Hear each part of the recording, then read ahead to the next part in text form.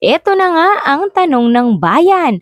May pasok ba o wala sa February 8? Kasi nakita daw nila may post na holiday daw sa February 8. Kaya super long weekend daw tayo and this is the first long weekend ng ating year 2024.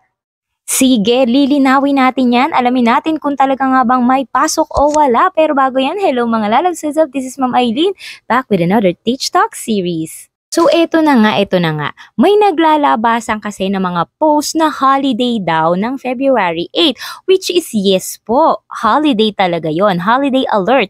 Tinatawag po natin yon na Muslim holiday.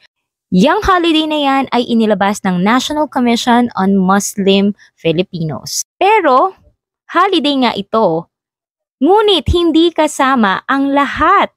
Dahil ang selebrasyon na to ay i-observe lang o i-observe, isa-celebrate lamang sa probinsya ng Lanao del Norte, North Cotabato, Sultan Kudarat, Zamboanga Norte at Zamboanga Sur at mga Islamic provinces. That means katulad po natin, tayong mga nasa Luzon o nasa Visayas pa at sa iba pang lugar din po sa Mindanao ay hindi po kasama sa walang pasok o holiday na ito sa February 8. Ibig sabihin po may pasok tayo ng February 8, Thursday po yan.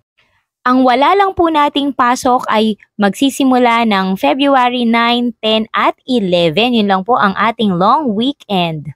So sana nalinawan na po ang lahat ha, may pasok po ng February 8. Inuulit-ulit ko po, may pasok po yun.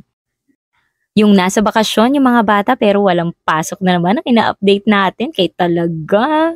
So sana malinaw na.